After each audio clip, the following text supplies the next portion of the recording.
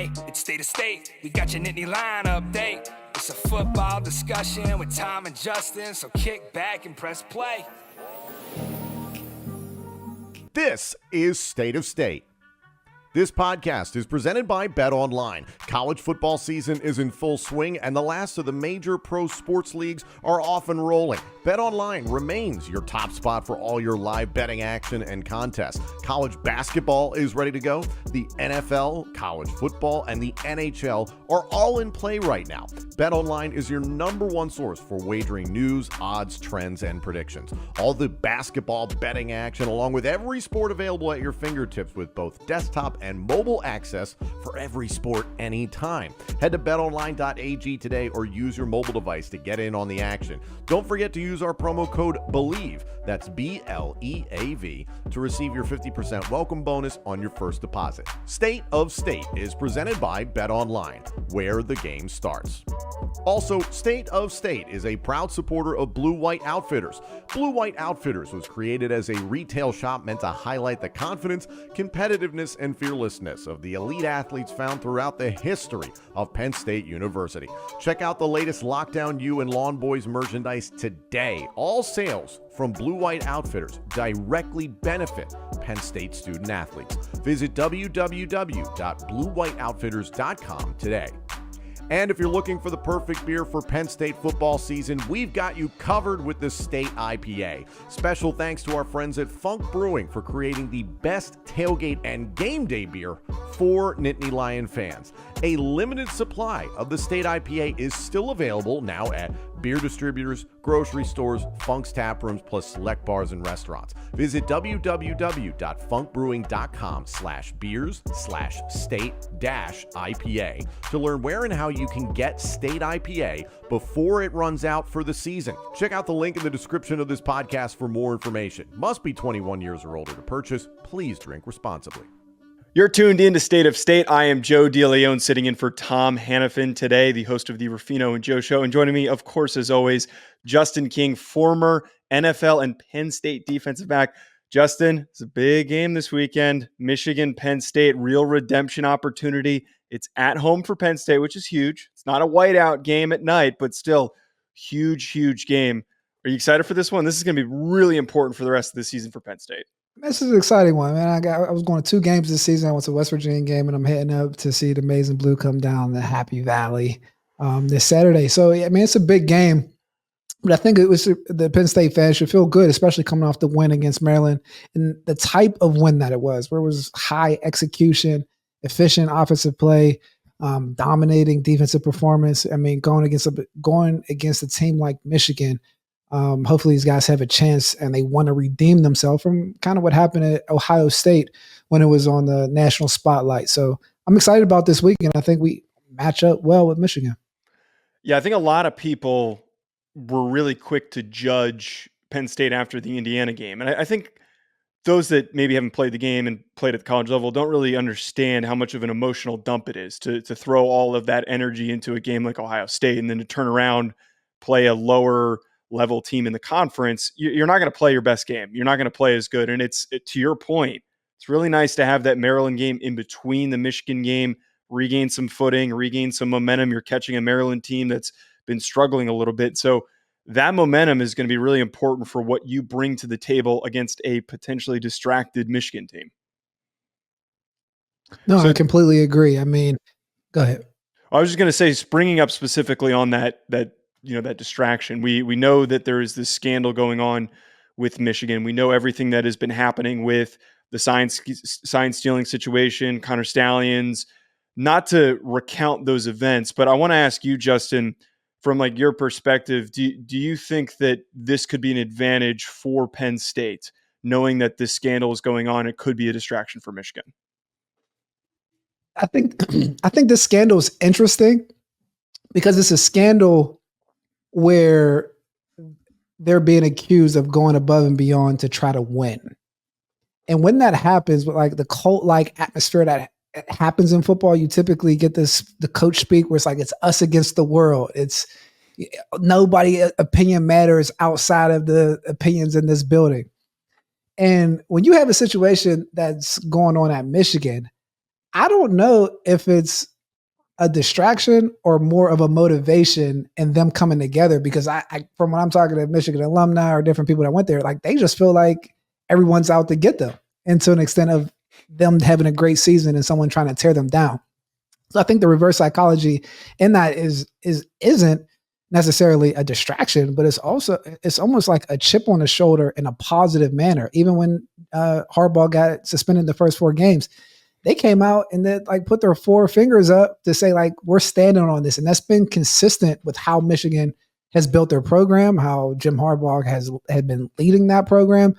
And there's something to standing on the table or willing to die, like not say die for something, but like down that hill, like the way that they've operated, where I don't think that this whole Connor Stallions thing is going to have adverse effect of them coming in. I actually think they're going to come in with a little bit more bully mentality, like, oh, you guys are against us too, like let's try to take it on you. I think that's just the mentality in which they're operating, and I think that's what we're going to come with. So with that being said, Penn State needs to be ready to play. I don't think they're going to get an unfocused Michigan team. Like they're going to get a Michigan team who feels like their backs are against the wall and they have talent and they've shown and have the confidence in winning. So with that being the case, I wouldn't even like entertain the thought of them coming off a little bit unfocused before they come to State College.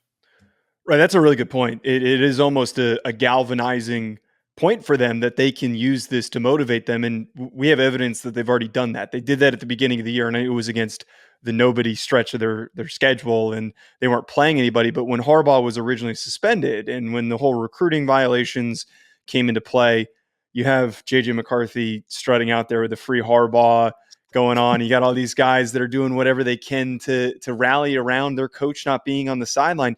It reminds me a lot of good football teams find ways to motivate themselves. And it reminds me a lot of what Georgia does over the past few years of their recent success. And you hear Kirby talk about how people are discrediting this year's team and saying it's not as good as the ones in the past. Him using that as a motivator for his guys in practice, leading up to games, before games, has made them an aggressive group and a motivated group that is finding ways to win, even when maybe games are close like they did against Missouri. So that's a really good point. You know, Penn State can't overlook something like that and just assume that their opponent is been using an unfair advantage. They're still a really good football team. They've got a lot of 5-star recruits. They're very, very well-rounded, and they can't look past that. Beyond it being very well-rounded and having a lot of top recruits, I think they were very intentional on how they built their roster, whether they go into the transfer portal and they go straight for the offensive defensive line, where they're just getting more mature players using extra scholarships to make sure that they have bigger guys, they collect big guys. And even a point that you said where like they gloated and had the free Harbaugh shirt at the beginning of the season. But even that mentality is different, right? And like we talk about coaches using the media to speak to their team and like show their stances on things. Another hot button topic that's been happening this whole offseason where Jim Harbaugh has been standing alone is the NIL talk. Everybody's been talking about NIL, whether it's raising money, send money to our collective. We need to support our school. Jim Harbaugh is the only coach that said that's bullcrap. You need to pay our players. Like if you don't think that resonates with the players for like someone that's like standing to the man for them, like that's how that Michigan team views Jim Harbaugh. So when someone's coming after their leader, it amps it up a little bit because like not only is it about play, like he's been on their side about money and revenue sharing or revenue splitting between the contracts, and probably one of the only coaches that have done that. So I think that whole scenario that's going on at Michigan is very interesting. And just for me as a player standpoint, like those are different type of things that will make me, draw my feet into the ground and get ready to go, because if someone's going to have my back, I got to have theirs. And I think that's what we're going to see with this Michigan team coming in. They already play a physical brand of football. Penn State's coming in with a top tier defense, top quarterback, and just moving into it. I mean, it's going to be an exciting game, especially for a big noon kickoff.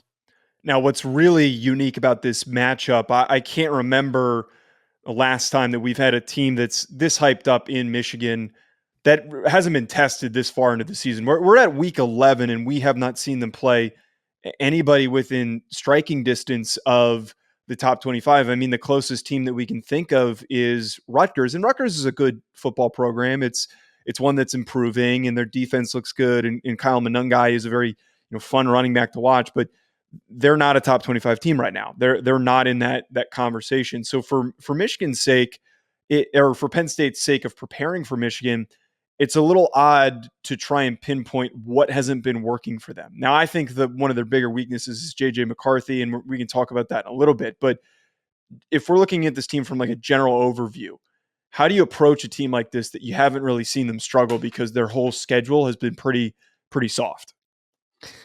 Not to get down to the basics, but you got to punch the bully in the mouth. Like, to be completely honest, coming out and establish like your physicality and not try to get too cute, running horizontally, sideways, like sidelines, running counters, different things of that nature, but running right at them and show that we're here to play this type of football.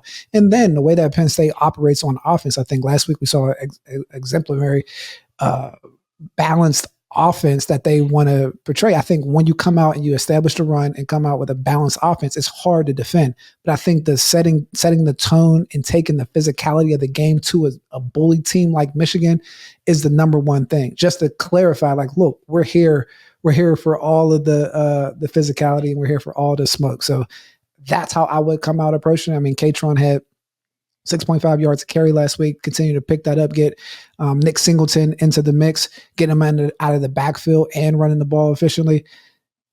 That would be my approach. And then got Drew Aller do his thing, throwing between the hashes and really spreading out and taking advantage of the perimeter play. I think you bring up a really good point here. There was seemingly, when they played against Ohio State, and that's going to be the most comparative matchup that we can draw with an opponent that Penn State has played. Very similarly structured team, good defensive line, really good front seven, and they took it to Penn State. And part of that game was close, but for some reason, I'm sure that you and Tom dove in on this. For some reason, there was a shift away from the identity, a shift away from that offensive balance, and relying on two very talented running backs, two of the best, or one of the best running back tandems in the Big Ten, in the country, with Katron Allen and Nick Singleton. You have Drew Aller, who's throwing it in that 40 passing attempt range, which it just didn't work. I think that you bring up a really good point here, that you can't end up in that situation. Even if you're down by a score or more, you can't start pressuring your offense to throw the ball as much as it does. Because frankly, and one of my biggest, as just an outsider looking in, one of my biggest concerns with Penn State has been that lack of receiver talent. It's just not the biggest strength. The biggest strength is Olu Fashanu, your offensive line, your interior offensive line is pretty strong, and running the football. They seemingly have to focus on that. And again, set the tone early. You're not going to get those big shots because you haven't done it successfully for most of this year. No, yeah, and they played aggressive on the back end at Michigan. They got a top tier DB and the Johnson corner, and when you play teams like that, you have to loosen them up and threaten. They're skill guys at the end of the day. I mean, they go into games and take them over from a physical standpoint, and they kind of just beat you down and then kind of explode off in the third quarter. If we can keep them in a one-dimensional type of offense and put the game on JJ McCarthy's back, whether we're stopping the run with Blake Corum and making sure we really hold tight up front and really attack their defensive line on from the offensive side, I think once that happens, it becomes a different level of game of how Penn State operates, the skill level that Penn State has. Because I think Penn State actually has. I would slide with them a little bit on the perimeter talent when we talk about this game. But in order for that to really show, you have to take care of things up front, like we're saying, with just like the bully ball, making sure that guys are getting 4 or 5 yards a clip, and making sure that they're not getting 4 or 5 yards a clip, because like that's can get really ugly is if we don't take care of the run game on defense and them having a full playbook where they can run and pass, and that just makes it a long day for any defense. We all know that Drew Aller, his performance is really important for Penn State's success when you're playing against good teams. And that's a big separator for any team in the country, is good quarterback play. We know that Aller has the talent to be a top player in the country, but he's still learning on the job. He's still very, very young. And from your perspective, like, what do you want to see from Aller in this game? I again don't think he needs to go off. I don't think he needs to throw for 400 yards or go anywhere near that. But what do you feel Aller needs to do in this game to help them win? Everything he did last week. Everything he did last week. Playing free, having fun, making plays. Like, he's a special talent. So like when you're in the game and you're playing free, like that's why I sent me a comment last week. I prefer more game theory over like just stats and analytics because you get into the mental makeup of the decision makers. Why are they calling the plays based on what the schematics are telling you? Like sometimes, yeah, you run to an overload side because you just think your guys are better than that overloaded side besides the numbers, or even as you're a player, like just dealing with how their rhythmic game is flowing. So when you think about like the game theory or just where he's at, I mean, I would think that Mike Yurcich will look at what he produced last week to try to recreate that this week, and it starts off established and run. I mean, football is pretty formulaic when it comes to that point, but the way he was distributing the ball last week, with the tight ends being involved, making sure we're hitting deep chunk passes in the middle of the field, really stretching those endangered zones on defense where like it's harder throws to get to, but I mean, risk reward. And he has the ability to do that. And so I think if we continue to attack that and not really just have a check down type of day where it's like, hey, is something open deep? Let me get the ball out. But he also has to have time to do that. So like, I mean, a lot of this comes down to the guys up front, but once the guys up front take care of their business, I think the skill positions can really get out there. But Drew specifically really delivering the ball through all the endangered zone areas on the field where he can stretch the field and make chunk plays because he has that type of arm talent and ability to make those type of plays. Yeah, I think that against Ohio State, just something seemed off. You know, he did seem like he was pressing a little bit too much. And that's a really good point that sometimes we try to overanalyze these performances. But the last week we saw a guy that was, again, he was having fun. He felt a little bit more free. He was really playing to his potential because he wasn't straining as much as he did against Ohio State. And again, that's going to be very, very important going up against this very aggressive defensive front for Michigan. Now, Chop Robinson's availability, he went out in the Ohio State game. There is a possibility that he comes back. From last I checked, I read an article yesterday. James Franklin is hoping that he can be back for the game.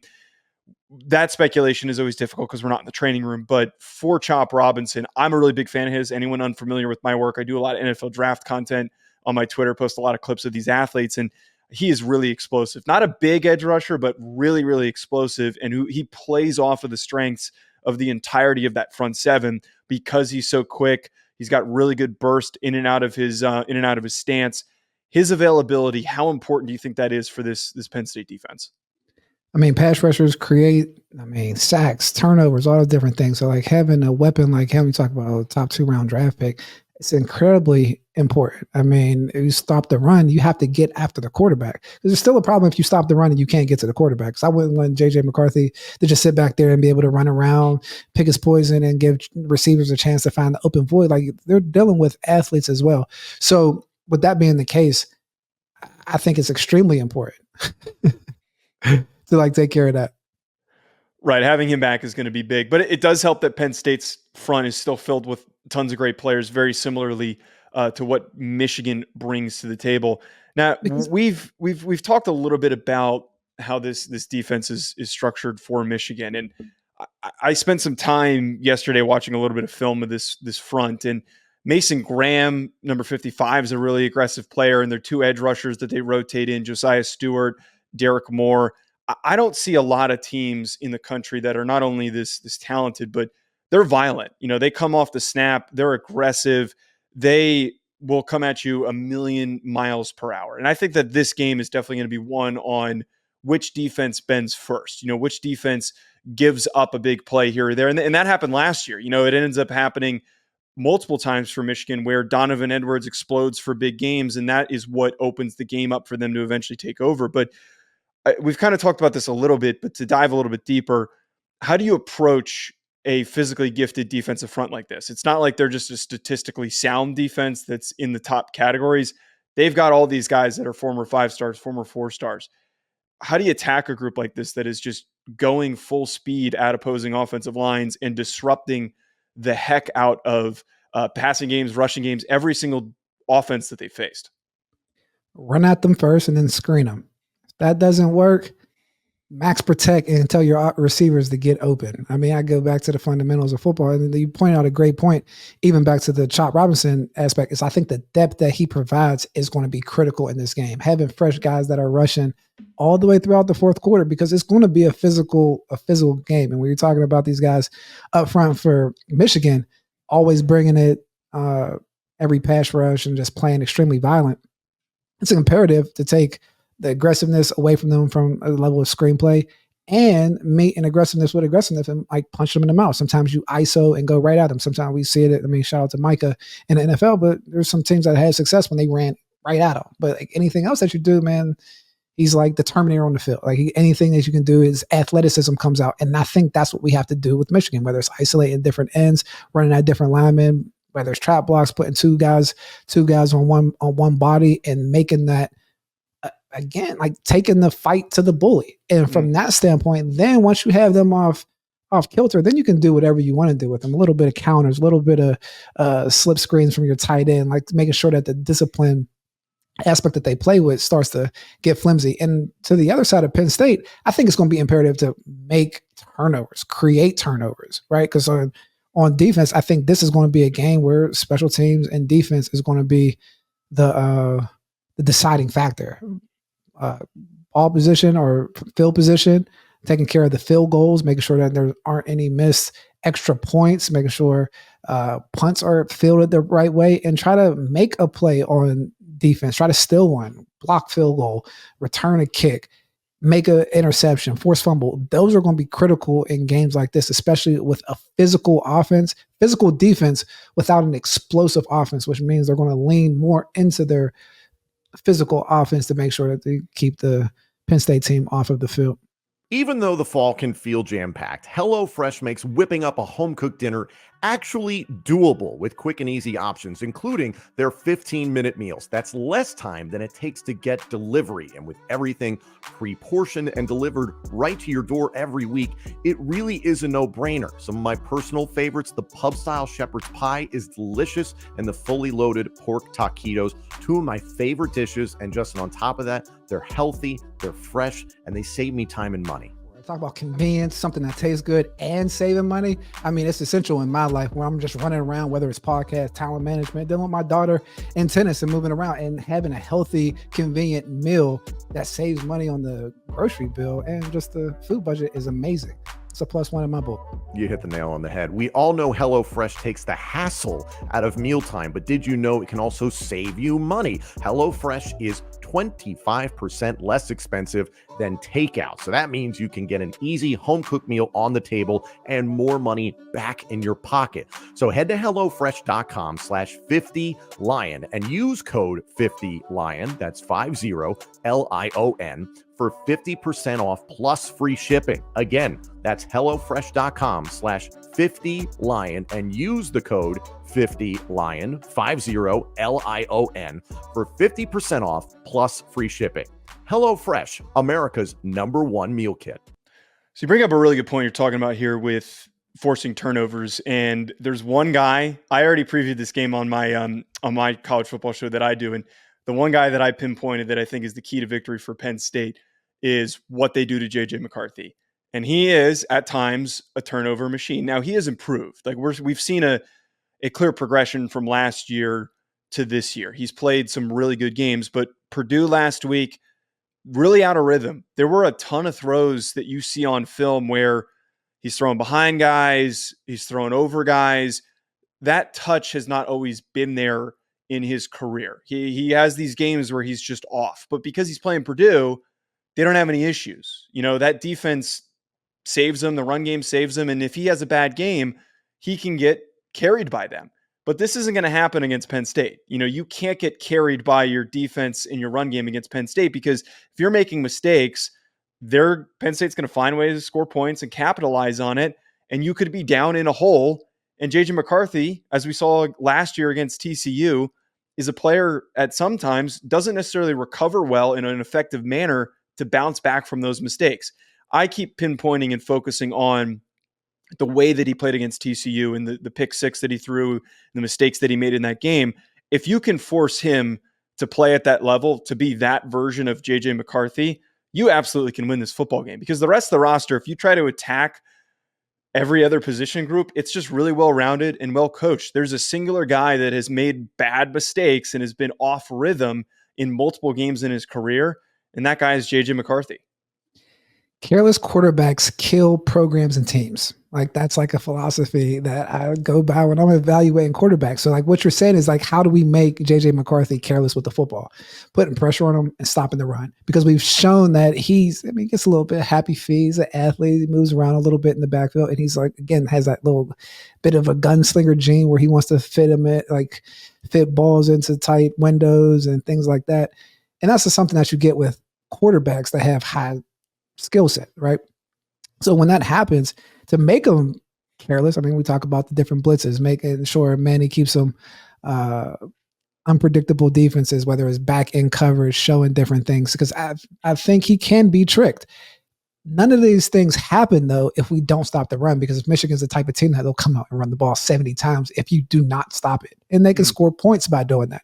So if we come out and really take care of that, I mean, it's going to be a big day for Abdul Carter, Curtis Jacobs, Kobe King, and all these guys up front to make sure that they're filling and playing gap sound defense from the linebacker position, covering the tight ends, to make sure that that front seven is really taken care of, so that we can put the pressure on at JJ McCarthy. Because I think once that happens, JJ McCarthy versus the back seven at Penn State, lockdown U, shout out to those guys, I think the matchup goes to Penn State in a pretty clear manner.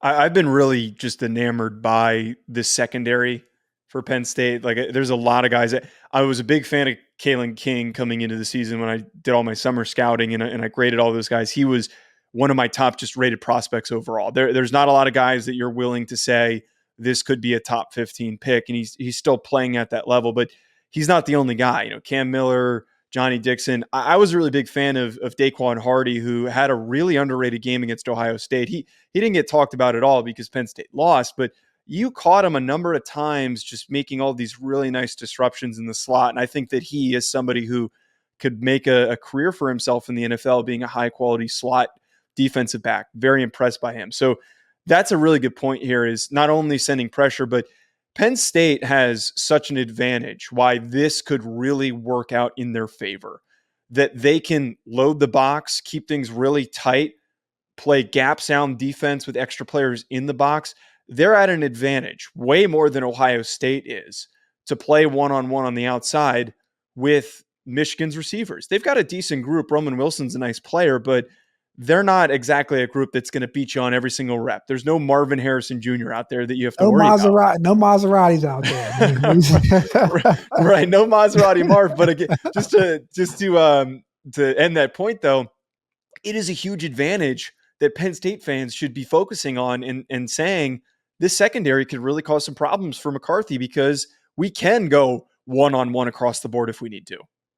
Yeah, it's like the gift of like the perimeter players, man. Like, when you take care of things up front, your back end or your skill players can really start to show their worth. The same thing on the offensive side for Drew. Like, the way they were running the ball with Katron Allen really opens up the areas on the outside for him to show his talents. And just the adverse or the reverse thing needs to happen on the defense, where Chop Robinson, Adisa Isaac, those guys really just maintaining Zane Durant, maintaining those running lanes and making sure that the run game is taken care of, so that we can get into pressure situations, get into those 3rd and 8s, 3rd and 12s, like just longer distance where we know that he has to throw the ball, because we have been opportunistic on defense. And I can't echo more of what you said, where like Daquan Hardy, he's one of my favorite players, just in terms of understanding the skill level it takes to play a nickel position. I don't think the layman fan really understands how hard that position is and all the different things that they need to do, whether it's tackling from the run gap responsibility, having full offensive responsibilities, catching receivers coming from across the field, and as a punt returner. I mean, he's returned 2 punts, 1 called back from a punt. He should have 3.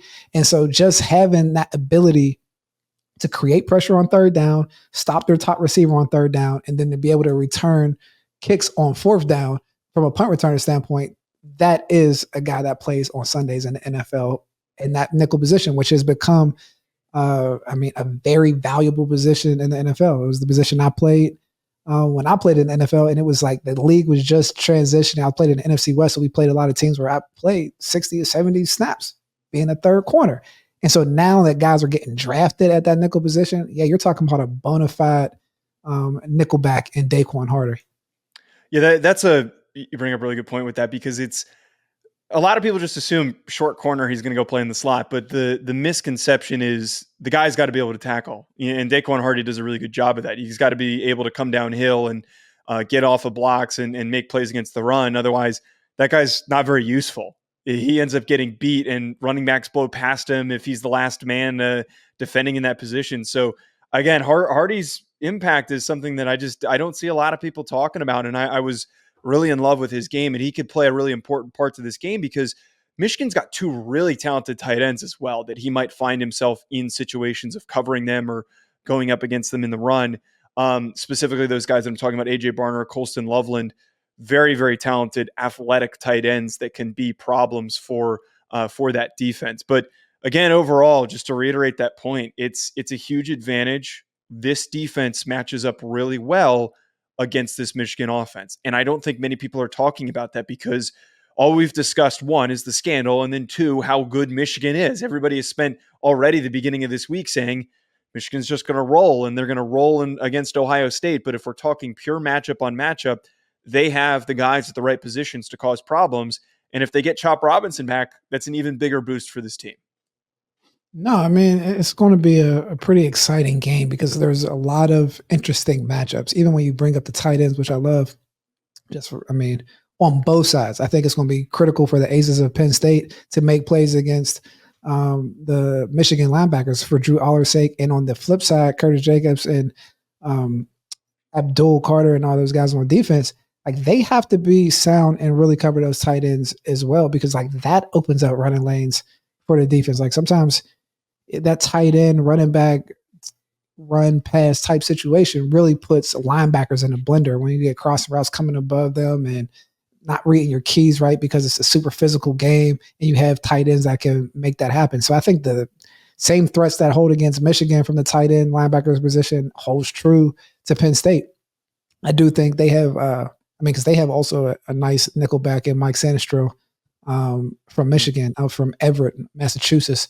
Him and it's a funny story. Him and Lewis Sane, who got drafted, they were coming out of high school together, so we were recruiting those two together. And I remember just at the same time, Daquan Hardy was getting recruited, and just them being super dynamic nickel athlete type of players. So like it's a lot of mirrored situations. I think Penn State just has more depth on the back end than Michigan, but up front, Michigan's elite. So it comes down to the privilege to play to your strengths. That's what it comes down in football, making sure you take care of the things that might be trouble areas so that you can really peacock and show your true talents. We kind of touched on this earlier, but didn't really take this angle.